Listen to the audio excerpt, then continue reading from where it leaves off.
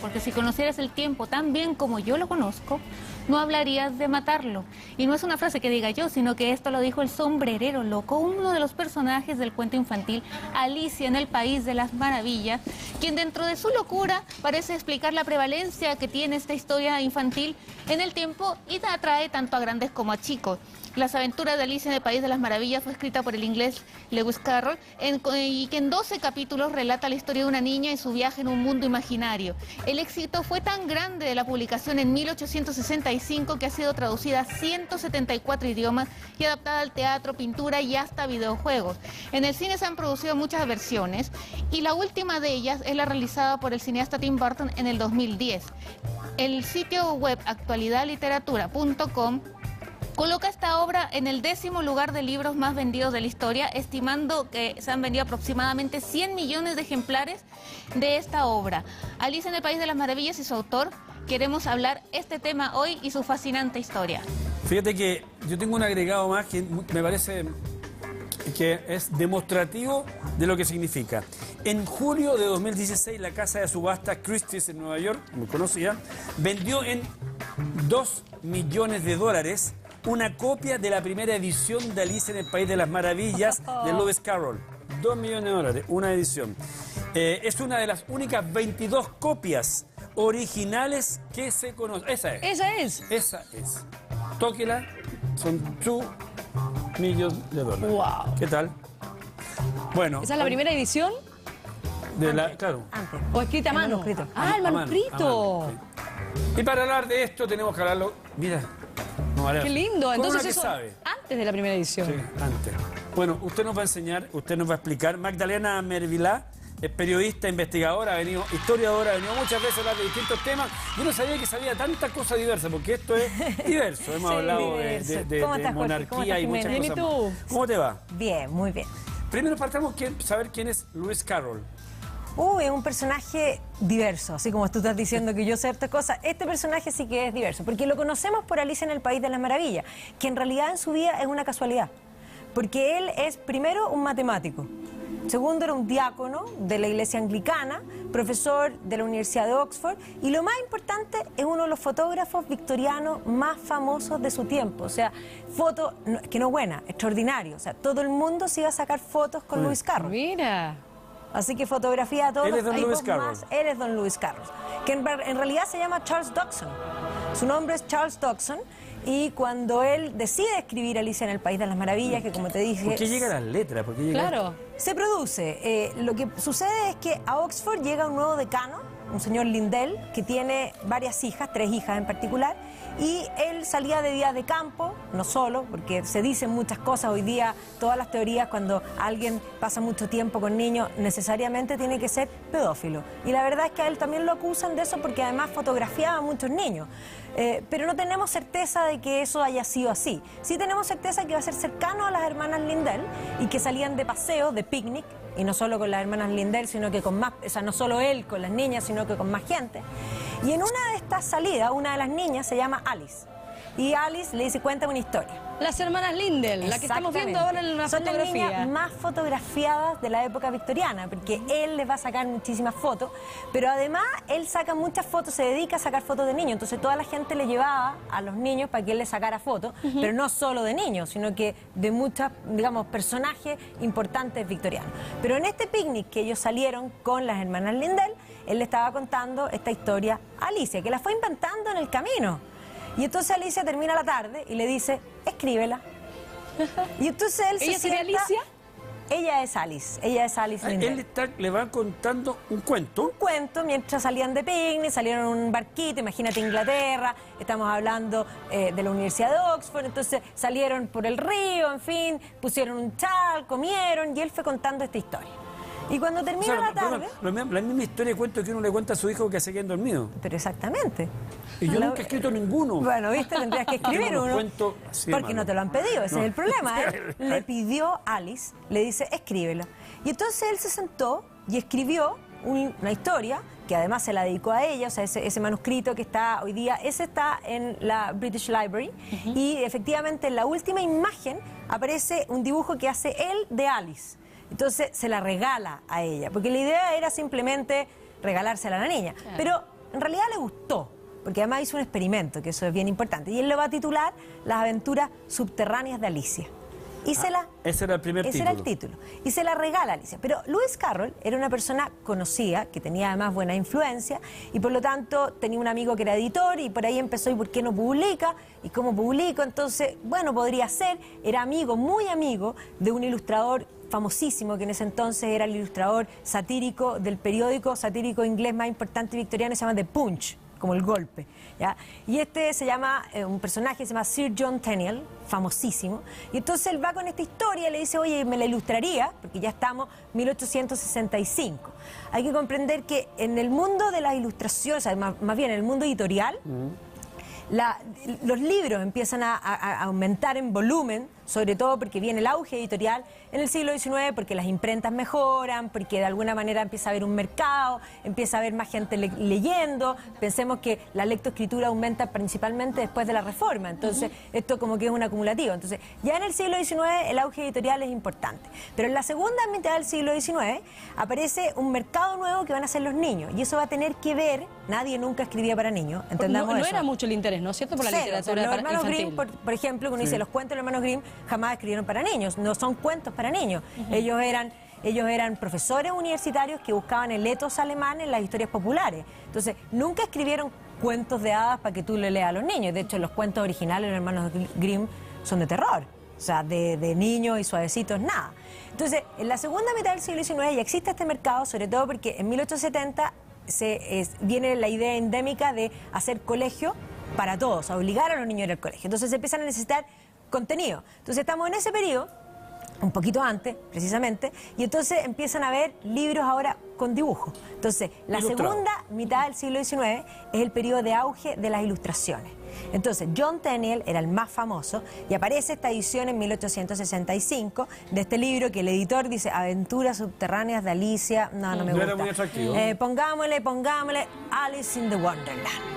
Y efectivamente, así salió publicado, con las ilustraciones de Tenniel, que de alguna manera dejan icónica a esta Alicia, porque él es el primero. De hecho, Disney, cuando hace la película de dibujos animados, toma los colores que Tenniel, porque Tenniel saca la primera edición sin colorear, pero le fue tan bien, era en blanco y negro, y le fue tan bien que sacaron una segunda edición ya con los dibujos coloreados por Tenniel. Entonces él ya le pone el vestido celeste con el delantalcito blanco, que es como lo icónico. Ahora, ¿Alicia existió? Ella, claro, pues, Alice Lindell después creció. De hecho, Alice, la verdadera Alice, ¿sí? Es la que inspira a que él le cuente esta historia. Y de hecho, lo acusan a él de pedófilo. Con ella en particular, porque a él le encantaba ella, pero a él le encantaba ella, y de alguna manera hay que comprender que él habló con el decano Lindell para, en el fondo, proponérsele matrimonio. Ahora era una niña, pero proponerle matrimonio, Alice debe haber tenido ni 10 años, o sea, era una niñita pequeña, pero la idea de Lewis Carroll, o de Charles Dodgson, era que cuando ella creciese, en el fondo creciese, entendamos que en la época victoriana se casaban a los 12. Se casaban a los 12. O sea, esto que nos parece terrible era algo súper normal. No lo era tanto. Y de hecho, el papá de Alice no le parece Charles Dodgson, porque además la familia de los Lindell era de muy alta alcurnia. Entonces, independiente que Charles Dodgson estaba bien conectado, Charles Dodgson, Lewis Carroll. Claro, no era para él. Ahora, ¿por qué se llama Lewis Carroll? Porque cuando él decide publicar, él es un matemático. Y esto es súper importante para el libro, matemático. Entonces a él le gusta jugar con la lógica. Entonces empieza y dice, ya, ¿cómo me voy a poner? Y entonces busca en el fondo su nombre en latín y se pone Ludovicus, en el fondo usa un apellido de la madre, entonces Ludovicus Carolus. Y eso que lo lleva al latín, después Carolus lo da vuelta y en inglés queda Lewis Carroll. Y así se pone. Pero él hace un juego matemático, él es una persona, de hecho, yo creo que lo que sí tenía él era que era un obsesivo, compulsivo, tenía esta cosa matemática bien cuadrada. Entonces, lo que él hace en la historia es crear un mundo donde la lógica matemática no funciona. Ella tenía 10 años, Alicia, y Lewis Carroll tenía... Han tenido 30 y tantos. Sí. Mucha diferencia. Pero eso se daba. Sí. O sea, Sí. Eran otros tiempos, claro. Hoy día... No, es que eso era muy común. Lo que pasa es que hoy día, visto, además, hay esa foto que ella aparece con un vestido, pero ella, en el fondo esa foto tiene nombre. Entendamos que estamos en un periodo, la fotografía inicial, donde la fotografía además era tremendamente artística, entonces esa foto es como una mendiga. Entonces, no es que él, y tampoco es... de hecho, si uno mira fotos artísticas, por ejemplo, hay otra fotógrafa victoriana fabulosa, pero es mujer, que se llama la Margaret Cameron.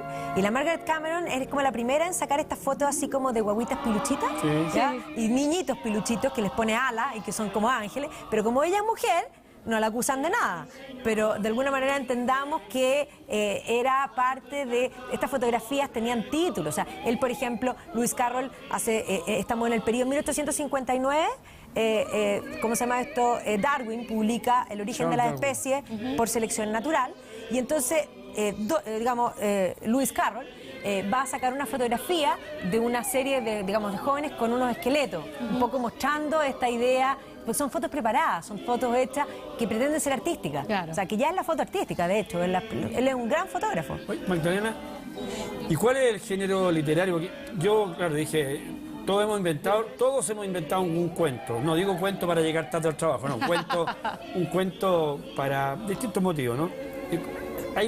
¿Se puede establecer que era un género literario? Mira, yo diría que es fantasía, aunque Tolkien, que es el padre de la fantasía moderna, diga que no es fantasía. ¿Y por qué dice que no es fantasía? Porque él dice que esto resulta ser un sueño, y el sueño no es fantasía. ¿Ya? La fantasía es algo que necesariamente es lógico y despierto. O sea, tú puedes, en el fondo, es la imaginación. Para que realmente la imaginación florezca, tienes que estar despierto. ¿Se puede definir como cuento de hadas? Bueno, sí y no, porque pues sí, porque tiene un final feliz, y si la base para que sea un cuento de hadas, o sea, de hecho yo siempre cuando enseño literatura inglesa, porque yo me dedico mucho a la época victoriana, por eso esta es mi área de confort, y yo hago cursos de literatura inglesa y específicamente mucho del siglo XIX. Entonces, cuando yo enseño a Dickens, yo digo que Dickens escribe cuentos de hadas, y la gente me dice, ¿pero cómo? Obvio, si uno mira a Oliver Twist, que es un niño bueno, los malos son malos, y a pesar de todo lo que pasa, que es terrible, tiene un final feliz. Y en la realidad, los buenos no son buenos, incorruptibles, ni los malos son malos, pútridos, ¿ya? Siempre hay como algo entre medio, o sea, no es realista. La gente cuando enseña a Dickens dice, la primera novela realista, cero realista. Es absolutamente, en el fondo, polar. Y los cuentos son en blanco y negro, porque son, en el fondo, los opuestos binarios los que entran en acción para que la historia se desarrolle. Y siempre termina con un final feliz. Háblanos un poco del capítulo de la merienda de locos. ¿Qué significa? ¿Cuál es el significado real de ese capítulo? Primero, antes de que entendamos que en el país de las maravillas, pareciera ser que todos están locos. ¿Ya? Porque efectivamente es un mundo donde la lógica matemática no funciona. La lógica matemática nosotros la tenemos absolutamente incorporada en nuestra persona y nosotros vivimos lógicamente con esa lógica matemática. Nosotros sabemos que si uno baja la escalera es para abajo. Sí. Y es más, cuando alguien dice bajar para abajo es redundante. Sí. Entonces, en este mundo nada es redundante, ¿ya? Es más, Alicia en un momento empieza a correr, antes de llegar al té, hay una carrera. En el fondo ella se agranda, se achica, ¿no es cierto? Come, bebe, en fin. Y esto es una cosa terrible, pasa por la puertita, se la lleva, en el fondo sus mismas lágrimas se convierten en el mar porque ella se hace chiquitita y llega a un lugar donde están corriendo una carrera. Y ella empieza a correr porque es una niña. Y de repente está corriendo y dice, pero estamos corriendo en círculo.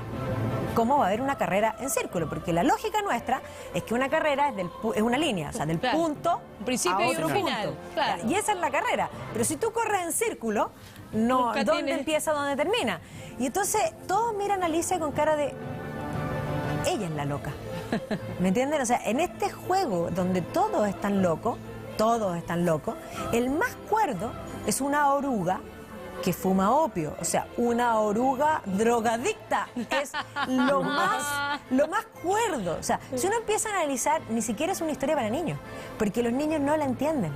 Los grandes tampoco la entienden. Cuando Disney hizo la película dijeron qué linda, pero los papás que llevaron a los niños salieron así con signo de interrogación. ¿Qué? Los niños que fueron, encontraron que era linda porque las flores cantaban, en fin, pero nadie nunca entendió a Alicia. Y aquí tengo que darle las gracias. El contenido de Alicia. Nadie entendió a Alicia hasta Tim Burton. Tim Burton, que está igual de loco que el mundo de Alicia, lo entendió y lo entendió bien. Y entonces efectivamente hace crecer a una Alicia y la lleva de vuelta a este mundo y la hace recuperar porque no es la lógica de nuestro mundo. Entonces el Tea Party, efectivamente, llegan al Mad Tea Party y están tomando té. Y ojo que a lo que ella llega Muy de es una moda en mesa. Estados Unidos, ¿eh? Exactamente, es una mesa donde están todos tomando té y tienen toda la mesa servida, pero no son tanta gente. Y se van cambiando, en el fondo, de asiento. O sea, toman té y cuando terminan de tomar té, se cambian al asiento siguiente, a los platos siguientes. Entonces, imagínense, Alicia se sienta a tomar té y ve esta situación. O sea, nadie está todo el día tomando té cambiándose de puesto. O sea, esto es la cosa más... Merienda de locos. Merienda de locos. Ahora, el sombrerero es cuerdo. Al lado de la liebre, hay una liebre sentada ahí que es realmente el hecatombe de ya, es que ya no solo, porque no llega a ser estúpido, es tan clever la tontera que dice que llega a ser hasta inteligente. O sea, de hecho, él lo piensa. ¿Cómo sería un mundo sin la lógica matemática? Donde las cosas que nosotros suponemos que son, no son. Dime una cosa, se escribió, bueno, recordemos que no se llamaba Alice en el País de la Maravilla, se llamaba de otra manera. El Se mundo escribió subterráneo. uno solo, no tuvo... Sí, no, tuvo secuela. Lo que pasa es que él le va a ir muy bien. Él nunca esperó que le fuera bien. Él nunca esperó publicar. Cuando el editor le cambia el nombre a Alicia en el País de las Maravillas, John Tenniel la acepta, hacen la segunda edición, les va increíble, y entonces él va a hacer una segunda, digamos, versión, posterior, otra aventura, que se llama Alicia a través del espejo. Y de hecho, Tim Burton también hizo, en el fondo, la versión que no es, ojo, Tim Burton no hizo el libro de Lewis Carroll. Tim Burton usó el libro de Lewis Carroll para crear una historia nueva, donde se mezclan los personajes, pero es una historia totalmente nueva. ¿Una Alicia, adaptación? ni siquiera. Tampoco. Tampoco, es una creación de Tim Burton, donde Alicia ha crecido. Y después de crecer y tener su vida normal, vuelve al País de las Maravillas, como por casualidad. Y es más, todo el mundo en las Maravillas no la reconoce porque ella ha perdido, podríamos decir, su muchachez, ya tal y cual, o sea, ya no es la niña. Y ella tiene que recordar lo que fue. Es un poco esa idea, Tim Burton juega con esa idea de lo que nosotros perdemos cuando crecemos y nos vamos poniendo serios. Ya, y nos vamos poniendo cada vez más serios, lateros, y vamos perdiendo esa chispa. Fome, aburrido. Fome. Está pasando lista. Dejamos de ser childlike, ese es el término. Childlike es ver los ojos como un niño, y eso implica dos cosas: sorprenderse y agradecer. Me acaban de decirlo así, Magdalena. ¿Qué te dijeron? Si puedes venir de nuevo. Pero encantada. Pero la pregunta, tú haces una pregunta sin respuesta. ¿Ya? ¿Drácula existió? Muchas gracias por venir hoy día al programa, Magdalena. Para mí que Drácula está sentado en este instante en la sala de dirección. Muchas gracias, Magdalena. Muchas gracias. Muchas gracias a ustedes, que estén muy bien. Seguimos en el programa. Ya, apúrense, muchachos. Mira la hora que es. Vamos a la pausa.